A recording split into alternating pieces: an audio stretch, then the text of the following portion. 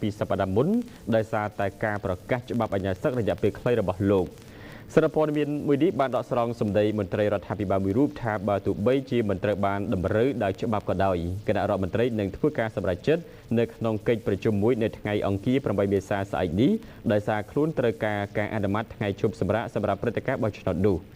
គួរឲ្យដឹងដែរថាលោកយុនត្រូវបានតុលាការធម្មនុញ្ញដកចេញពីតំណែងប្រធានាធិបតីរបស់ខ្លួនដោយហេតុផលថាលោកបានរំលោភទៅលើកាតព្វកិច្ចផ្លូវការជំវិញការចេញក្រឹត្យច្បាប់អាជ្ញាសិទ្ធិកាលពីថ្ងៃទី3ខែធ្នូ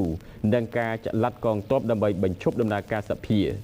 ច្បាប់កូរ៉េខាងត្បូងតម្រូវឲ្យមានការបោះឆ្នោតប្រធានាធិបតីថ្មីក្នុងពេល60ថ្ងៃប្រសិនបើមេដឹកនាំកំពុងកាន់អំណាចទទួលបរិយាភាពឬក៏ត្រូវគេដកចេញពីតំណែងមន្ត្រីនៃគណៈកម្មការជាតិរៀបចំការបោះឆ្នោតរូបនោះបាននិយាយថាការបរិច្ឆេទដែលបានលើកឡើងនៅក្នុងរបាយការណ៍ប្រព័ន្ធផ្សព្វផ្សាយនេះមិនមែនជាការបរិច្ឆេទចុងក្រោយទេហើយនឹងមិនផ្លូវការឡើយរហូតដល់មានការប្រកាសដោយប្រធានាធិបតីស្ដីទីគឺនាយករដ្ឋមន្ត្រីហាន់ឌុកស៊ូ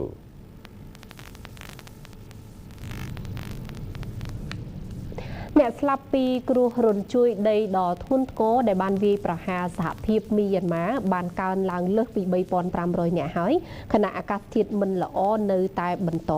អ្នកនាំពាក្យរដ្ឋាភិបាលយោធាមីយ៉ាន់ម៉ាលោកចោមីនតុនបាននិយាយកាលពីថ្ងៃអាទិត្យនៅក្នុង